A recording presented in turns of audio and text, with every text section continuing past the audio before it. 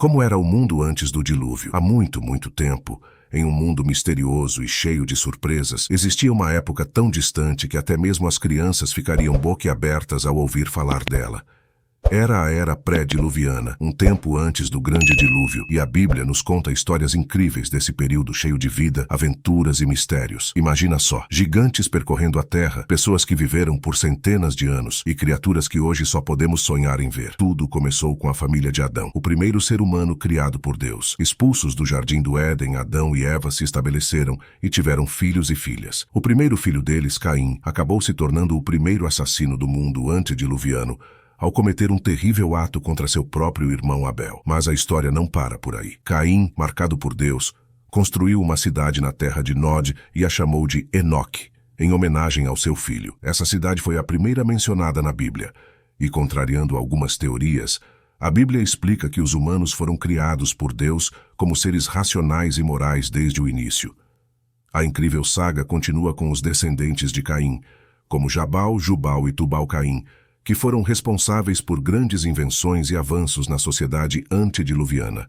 Eles aprenderam a viver em tendas, criar rebanhos de gado, desenvolver artes com instrumentos musicais e forjar ferramentas usando cobre e ferro. Chegamos então à época de Noé, onde a Bíblia nos mostra que ele tinha a capacidade e os recursos necessários para construir uma enorme arca, seguindo as instruções divinas. Apesar de a Bíblia não entrar em muitos detalhes sobre esse período misterioso, fica claro que houve um incrível desenvolvimento tecnológico e cultural. Quanto tempo durou essa era pré-diluviana? A Bíblia não nos dá uma resposta direta, mas estudiosos sugerem que o intervalo de tempo desde a criação do mundo até o dilúvio pode ter sido mais longo do que o restante da história bíblica. Tentativas de datar esse período foram inconclusivas, mas uma coisa é certa: essa era foi repleta de aventuras, feitos extraordinários e mistérios que desafiam nossa imaginação. Preparem-se para uma jornada emocionante pelo tempo, onde a história se desenrola em um mundo misterioso e cheio de surpresas. Tudo começa com dados genealógicos em Gênesis, capítulo 5, onde descobrimos que o mundo pré-diluviano era repleto de aventuras extraordinárias.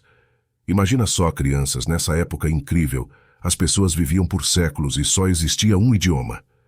Deus permitiu que vivesse muito tempo, o que ajudou a impulsionar o progresso tecnológico e a troca de informações. Uma verdadeira maratona de conhecimento. Mas nem tudo eram flores, não é mesmo? O estilo de vida pecaminoso de Caim se espalhou como um raio por todo o mundo pré-diluviano. Lameque, um descendente de Caim, foi o primeiro a adotar a poligamia e ainda se orgulhava de sua crueldade. Isso mesmo. Poligamia e crueldade, um combo nada legal. E o próprio Caim, depois de cometer um crime terrível contra seu irmão Abel, não só não se arrependeu, como achou que Deus estava sendo injusto com ele. Imagina só que confusão. A Bíblia também conta que naquela época, os filhos de Deus misturaram-se com as filhas dos homens. Alguns dizem que eram anjos caídos, mas a maioria acredita que era uma mistura entre pessoas piedosas e ímpias, levando a um cenário de impiedade que dominou o mundo. Porém, nem tudo estava perdido. No meio desse caos, surgiram verdadeiros heróis da fé. Abel, o primeiro mártir, continuou sendo lembrado como exemplo de fé, até nos tempos do Novo Testamento. E Enoque tinha uma amizade tão próxima com Deus que nem mesmo experimentou a morte. Incrível, não é? Mas a grande estrela desse período foi Noé, uma exceção rara. Enquanto a depravação espiritual atingia níveis intoleráveis, Noé continuava a temer o Senhor. Ele nasceu, cresceu e se desenvolveu como um verdadeiro homem de Deus, um verdadeiro herói em meio ao caos. Segurem suas emoções, porque a história continua com uma reviravolta de arrepiar. A Bíblia nos conta que, num piscar de olhos, toda a família de Noé foi a única a escapar do dilúvio gigante que veio como uma grande explosão de ira de Deus. Imagina só. Deus olhou para a confusão que a humanidade tinha se metido e pensou: chega, é hora de recomeçar. A situação estava tão fora de controle que até Deus ficou chateado. O escritor bíblico registra isso como um arrependimento de Deus por ter criado o ser humano. É como se ele falasse: não devia ter criado isso tudo. Mas calma que tem mais. No Novo Testamento, o apóstolo Pedro, em sua segunda epístola, conta que o dilúvio afogou e destruiu todo o mundão daquela época. E olha só, Isso não é só uma história antiga, é um alerta para nós agora.